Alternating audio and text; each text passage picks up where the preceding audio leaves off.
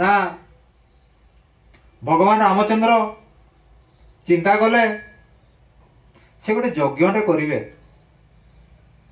ଯଜ୍ଞଟେ ଯେହେତୁ କରିବେ ସେ ତ ଏକୁଟିଆ ତ କରିପାରିବେନି ନା ଆଜ୍ଞା। ତାଙ୍କୁ ସେ ମନ୍ତ୍ରୀ ପରିଷଦ ମାନଙ୍କୁ ସମସ୍ତଙ୍କୁ ଡକାଗଲା,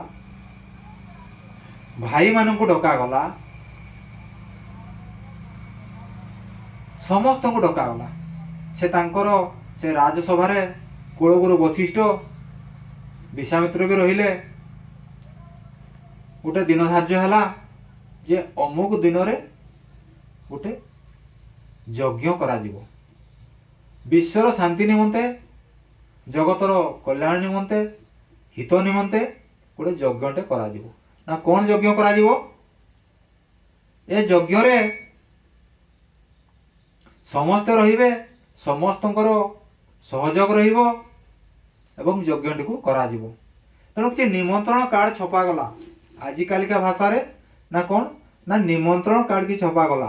ନା ନିମନ୍ତ୍ରଣ କାର୍ଡ କଣ କରାଯିବ ନା ସେଥିରେ ଗୋଟେ ନାଁଟେ ଉପରେ ଲେଖାଯିବ, ଭିତରେ ଲେଖାଯିବ ଯେ ଗୋଟେ ବିଶିଷ୍ଟ ଧରଣ ଗୋଟେ ଯଜ୍ଞଟେ କରାହଉଛି ଆଉ ଏଠି ସମସ୍ତଙ୍କୁ ନିମନ୍ତ୍ରଣ କରାହଉଛି। ତେଣୁ ଆପଣମାନଙ୍କର ଉପସ୍ଥିତି ଏକାନ୍ତ ଆବଶ୍ୟକ।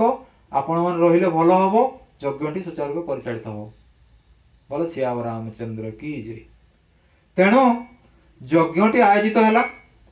ସେ ଯଜ୍ଞଟି ଯେତେବେଳେ ଆୟୋଜିତ ହେଲା, ସେ ଯଜ୍ଞରେ ସମସ୍ତଙ୍କୁ କାହାକୁ କାହାକୁ ନିମନ୍ତ୍ରଣ କରାଯିବ ତାର ଗୋଟେ ଲିଷ୍ଟ କରାଗଲା। ସମସ୍ତଙ୍କୁ ଲିଷ୍ଟ କରାଗଲା, ସମସ୍ତଙ୍କ ଗୋଟେ ନାଁ ରହିଲା, କିନ୍ତୁ ଜଣେ ହତଭାଗାଙ୍କ ନାଁ ରହିଲା ନାହିଁ। ନା କିଏ ସେ ହତଭାଗା, କାହିଁକି ତାଙ୍କୁ ଯଜ୍ଞକୁ ନିମନ୍ତ୍ରଣ କରାଗଲା ନାହିଁ? ଆସନ୍ତୁ ଜାଣିବା। ତାହେଲେ ସେ ନିମନ୍ତ୍ରଣ କାର୍ଡ କିଏ ନେଇକି ଯିବେ? ନିମନ୍ତ୍ରଣ କାର୍ଡ କାହା ଦ୍ୱାରା ବୋଲାଯିବ, କିଏ ନେଇକି ସେ ନିମନ୍ତ୍ରଣ କାର୍ଡ ଯିବେ, ତାର ଦାୟିତ୍ୱ ସାନ ଠାକୁର ଲକ୍ଷ୍ମଣଙ୍କୁ ଦିଆଗଲା। ଏବଂ ସେ ଯୋଉମାନଙ୍କର ଗୋଟେ ନାମର ଗୋଟେ ଲିଷ୍ଟ ଥିଲା ବା ତାଲିକା ଥିଲା, ସେ ଦେଖିଲେ ଯେ ସମସ୍ତଙ୍କର ତାଲିକାରେ ତ ନାଁ ରହିଛି, ବହୁତ ଲମ୍ବା ତାଲିକାଟା ହେଇଛି, ସମସ୍ତଙ୍କ ନାଁ ରହିଛି, କିନ୍ତୁ ଜଣଙ୍କର ନାଁ ରହିନାହିଁ। ନା ସେ କିଏ? ନା ସିଏ ହେଲେ ପ୍ରଭୁ ରାମଚନ୍ଦ୍ରଙ୍କର ଅତ୍ୟନ୍ତ ପ୍ରିୟ ପାତ୍ର ମା ଜାନକୀଙ୍କର ପୁତ୍ର କେଶରୀ ନନ୍ଦନ ବାୟୁପୁତ୍ର ଅଞ୍ଜନୀ ସୁତ ଏକାଦଶ ରୁଦ୍ର ଅବତାର ଶ୍ରୀ ହନୁମାନଜୀ। ତାହେଲେ ହନୁମାନଜୀଙ୍କୁ ସେଠି ନିମନ୍ତ୍ରଣ କରାଯାଇ ନଥିଲା। ଏଇ କଥାଟି ଯେତେବେଳେ ସେ ଦେଖିଲେ ତାଙ୍କୁ ବହୁତ କଷ୍ଟ ହେଲା। ସେ ବହୁତ କଷ୍ଟ ହେଲା ପରେ ଭାଇ ବଡ଼ ଭାଇଙ୍କ ପାଖକୁ ଗଲେ, ସାନ ଠାକୁର ଲକ୍ଷ୍ମଣଲାଲଜୀ। ସେ କହିଲେ, ଭାଇ କ୍ଷମା କରିବେ, ମୁଁ ଆପଣଙ୍କୁ କିଛି ପଚାରିବାକୁ ଚାହୁଁଛି। ଯଦି ଆପଣମାନଙ୍କର ଅନୁମତି ମୋତେ ମିଳେ ତାହେଲେ ମୁଁ କିଛି କଥା ଆପଣଙ୍କୁ କହିବାକୁ ଚାହୁଁଛି। ରାମ କହିଲେ, ସାନ ଭାଇ ଲକ୍ଷ୍ମଣ, ତୁମେ ଯାହା ପଚାରୁଛ ମୋତେ ପଚାର, ମୋର କୌଣସି ଅଭିଯୋଗ ନାହିଁ। କ୍ଷମା କରିବେ ଭାଇ, ଏମିତି କିଛି ଗୋଟେ କଥା ମୁଁ ଆପଣଙ୍କୁ କହିବାକୁ ଯାଉଛି, ନା ଯେଉଁ କଥା ଶୁଣିଲେ ହୁଏତ ଆପଣଙ୍କୁ ଟିକେ କଷ୍ଟ ଲାଗିପାରେ, ମୋତେ ବି କଷ୍ଟ ଲାଗୁଛି। ନା କଣ? ଆପଣ ତ ସମସ୍ତଙ୍କୁ ନିମନ୍ତ୍ରଣ କଲେ, କିନ୍ତୁ ଆପଣଙ୍କୁ ଯେ ପରମ ସେବକ, ଯେ ଯୁଗ ଯୁଗରେ ଆପଣଙ୍କୁ ଯେ ପରମ ସେବକ, ତାଙ୍କୁ କାହିଁକି ଆପଣ ନିମନ୍ତ୍ରଣ କଲେ ନାହିଁ? ସେ ହତଭାଗାର କଣ ଦୋଷ ଥିଲା ତାକୁ ଆପଣ ନିମନ୍ତ୍ରଣ କଲେ ନାହିଁ? ଲକ୍ଷ୍ମଣ କହିଲେ, ଭାଇ ସିଏ ଆପଣଙ୍କ ପାଇଁ କଣ ନ କରିଛନ୍ତି? ହନୁମାନଜୀ ଆପଣଙ୍କ ପାଇଁ କଣ ନ କରିଛନ୍ତି? ସେ ହନୁମାନ, ସେ ହେଲେ ଆପଣଙ୍କ ଭାଇ ତୁଲ୍ୟ। ଆପଣ ତାକୁ ଭାଇର ଦର୍ଜା ବି ଦେଇଛନ୍ତି, ଭାଇ ବୋଲି ତାକୁ ମାନିଛନ୍ତି। ଭରତ ପରି ସାନ ଭାଇ ହନୁମାନଙ୍କୁ ଆଉ ଭରତକୁ ଦୁଇ ଭାଇ ବୋଲି ଆପଣ ତୁଳନା ବି କରିଛନ୍ତି। ତାପରେ ଯଦି ତାକୁ ହନୁମାନଙ୍କୁ ଯଦି ଆପଣ ସେ ପରମ ସେବକ ଆମ ଭାଇ ବୋଲି ଭାବୁଛନ୍ତି, ମାନୁଛନ୍ତି, ତାପରେ ବି ଆପଣ କାହିଁକି ସେ ହତଭାଗାକୁ ଡାକୁନାହାନ୍ତି? ମୋତେ ଭାଇ ଭାରି କଷ୍ଟ ଲାଗୁଛି। ମୁଁ ଏ ନିମନ୍ତ୍ରଣ କାର୍ଡ ବୁଲେଇବାକୁ ଯିବି ନାହିଁ। এই কথাটি ভাবে সে ବହୁତ ଦୁଃଖିତ ହେଲେ। ପୁଣି ଲକ୍ଷ୍ମଣ କହିଲେ ଯେ ହନୁମାନଙ୍କର ପ୍ରତ୍ୟେକ ଶ୍ୱାସରେ ଆପଣ ବସିଛନ୍ତି, ପ୍ରତ୍ୟେକଟି ଚିନ୍ତାରେ ସେ ବସିଛନ୍ତି, ପ୍ରତ୍ୟେକଟି କର୍ମରେ हनुमान आपण को ध्यान करूछंती, आपणकर अनुमति बिना से कौन सी कर्म करती नहीं, तापरे भी ता प्रति अविचार।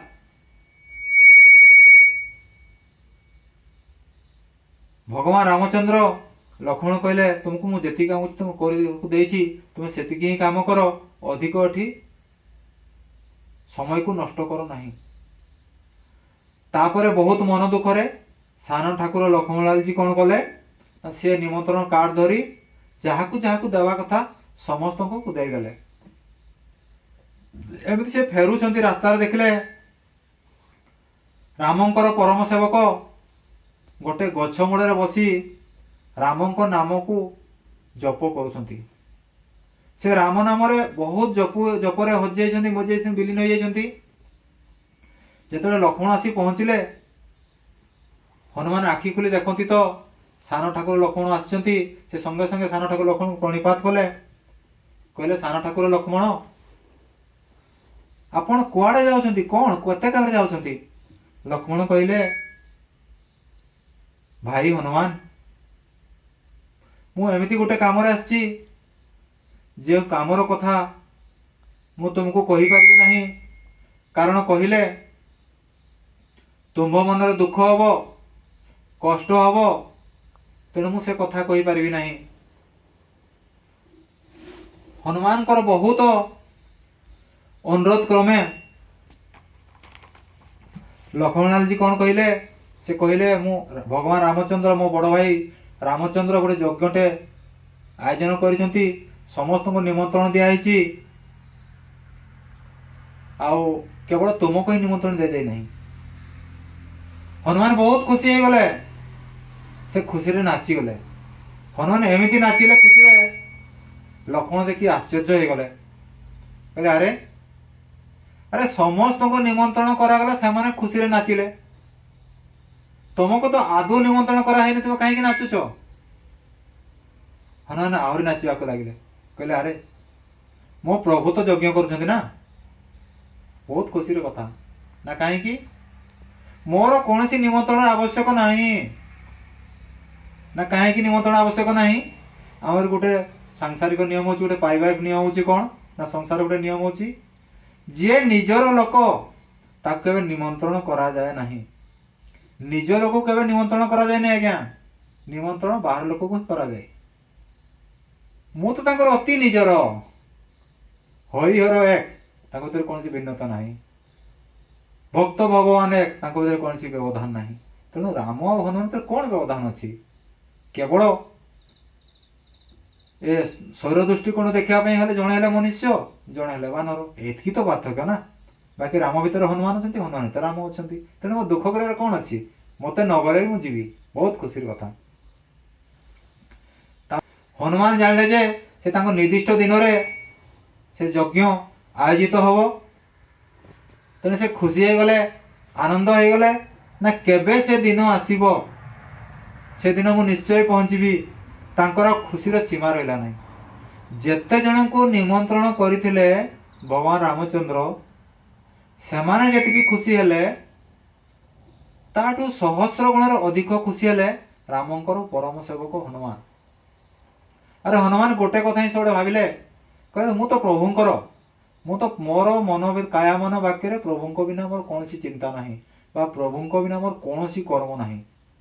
तेणु प्रभुंकर कर्म हो मोर निमंत्रण की आवश्यक? ये जो कथाटी हनुमान जी लक्ष्मण को कहले, लक्ष्मण जाई भगवान रामचंद्र कहले जे जेतेबेले हनुमान सुनिले रास्ता रे जे मु कहली समस्त को निमंत्रण कराई, केवल तुमको कराई नहीं, हनुमान एते आनंदित हो गले, एते नाम रे गदगद हो गले, एते खुशी हो गले, एते ताको भितरे रामंकर सुख देखा गला। मु कौन सी से सुख देखिनी, ये कथा लक्ष्मण राम को कहते। राम कहले सतरे सतरे लक्ष्मण? कहले हाँ भाई। कहले मो परम सेवक हनुमान एते खुशी? कहले हाँ भाई बहुत खुशी, मु ताको निमंत्रण तथापि निमंत्रण करी नाही, तथापि एते खुशी? कहले हाँ प्रभु बहुत खुशी। राम चिंता कले भक्त हेब तो ठीक एमितिका, भाई हेब तो ठीक लक्ष्मण परिका। तापर लक्ष्मण कहले भगवान रामचंद्र को पचारे बड़ भाई मत प्रकृत उत्तर दे दिंतु ना मत कहीं लुचेक रखुंट। बहुत मन को सुखई कष्ट करी शेष भगवान रामचंद्र लक्ष्मण को हनुमान को कहीं न डकार उत्तरटी कहीदेले ना कौन से उत्तरटी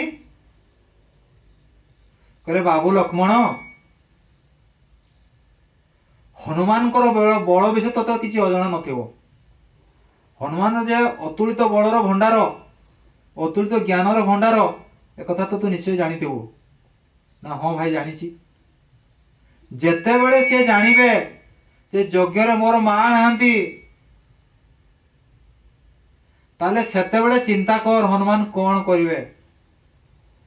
जेउ मां पाई जेउ मार दर्शन टिके पाई जेउ मार स्नेह ममता टिके पाई से एक डियारे सात समुद्र को डेईकी बाहरी जाइथिले ये सही हनुमान टी से ता मां से सेतकी भल पाउथिले। आ सेई हनुमान जेतले देखिबे जे मो पाखरे ता मां नाहंती सोनार स्टैच्यूटे अछि ताले बाबू लक्ष्मण जानिथे से कौन करिवे। सबु यज्ञ कुंड भांगी देबे सबु छारखार कर देबे से किछि बोलिया रखिदेबे नहीं। आ यज्ञ केबे भी हेई पारिबो नहीं कारण मो बाण रे समस्ते पराजित होंती किंतु जड़े पराजित होंती नहीं। मु युद्ध रे समस्त को पराजित करदेली सत किंतु जन को युद्ध रे पराजित करि पारली नहीं। सी हेले मो परम सेवक श्री हनुमान जी। मोर से एते निजर जे मु मोर बाण भी ताको कौन स्पर्श करि पारला नहीं। जेतेबेले मोर आ हनुमान को युद्ध होइतिला सेतेबेले मु जेतेबेले ब्रह्मास्त्र ताको प्रयोग कली संगे संगे हनुमान जय जय राम सीताराम जय हनुमान जय जय राम सीताराम जय जय राम सीताराम जप करी करी से छातीटी को चिरी देइतिले। आ छातीटी जेतेबेले हनुमान चिरी देइतिले सेतेबेले मु आउ देवी सीता सीता हनुमान को छाती भितर थिलु। से ब्रह्मास्त्र गला सीता गोटे सुंदर फूलमाଳ ହେଇଗଲା से हनुमान को बेकरे पड़ीगला पुणी से ब्रह्मास्त्र फेरी आसला।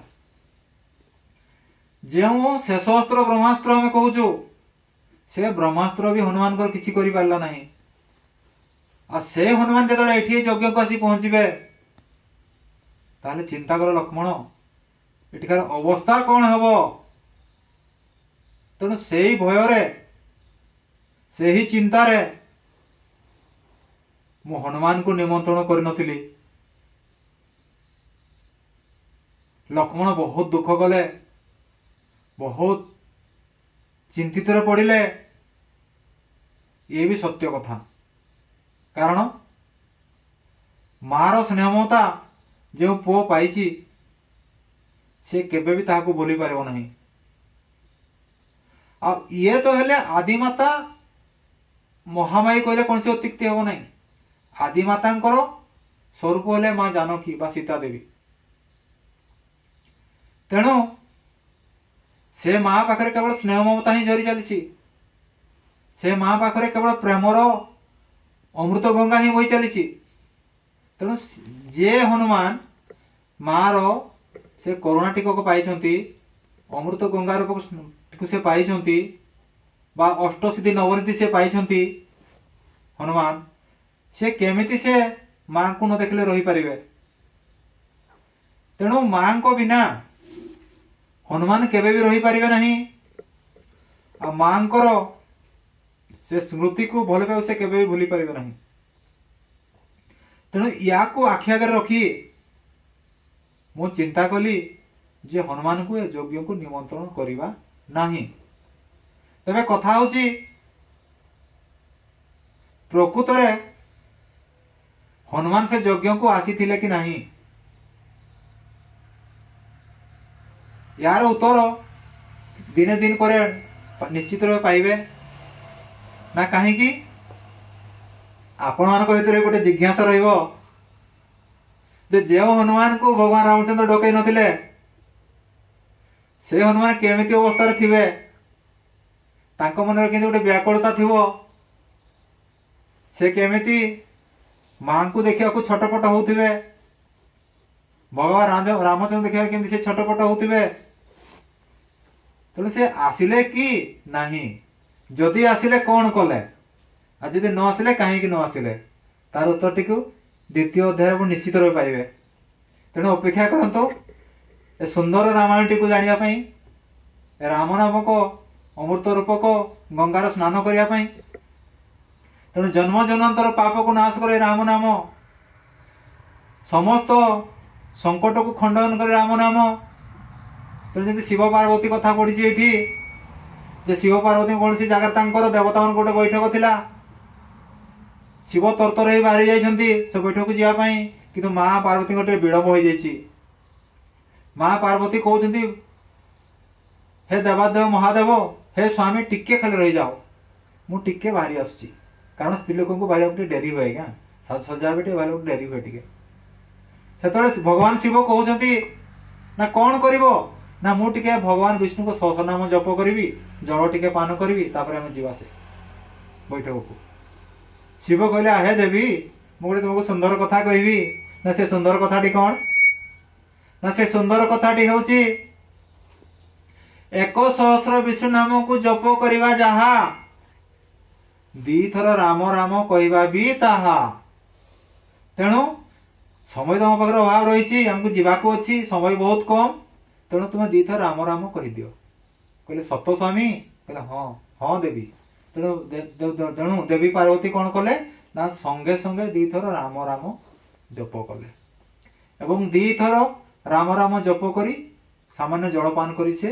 बैठक कले तेणु देखंतु राम नामर महात्मा बा राम नामर महिमा बा राम नामर सुख बा राम नामर तात्पर्य बा राम नामर रस जोटा भी कहतु ना कहीं से एका कथा कारण सबुतरे ही प्रेम भरी रही ना सबुतरे ही रस भरिकी रही आपन थरे से नाम को से रस को पान करंतु आपन को लागिबो मो जीवनटा धन्य हो गला सते कहीं ना नामटा ए कली जुगरे नामटो बड़ी श्रेष्ठ जिनस संसार किछि भी नहीं आपण जेते पूजा अर्चना करंतु ना कहीं जेते होम यज्ञ करंतु ना कहीं जेते पुराण पाठ करंतु ना कहीं सबु किछि कली जुगरे नामटो तळे नाम होला कली जुगर समस्त ऊपर तो नाम बलरे केते केते जपी तपी महापापी महाअज्ञानी तरी जाइछंती तेणु आम जेतु गोटे मनुष्य जन्म पाइछु मनुष्य जन्म पाई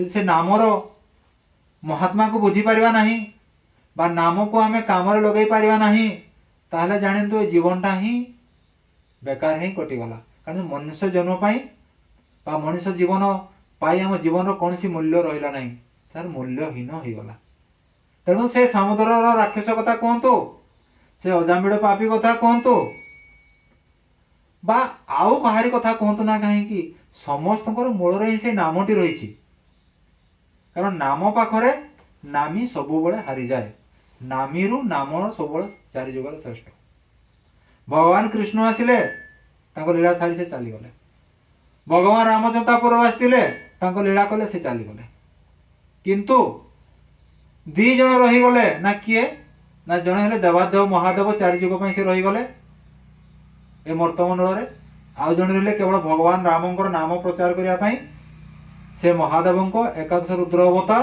तथा रामंकर परम सेवक श्री हनुमान जी तेणु ये हूँ आज्ञा गोटे नामर महिमा कथा कहतु बा हनुमान को जो यज्ञ को जो निमंत्रण कर तार कथा कहतु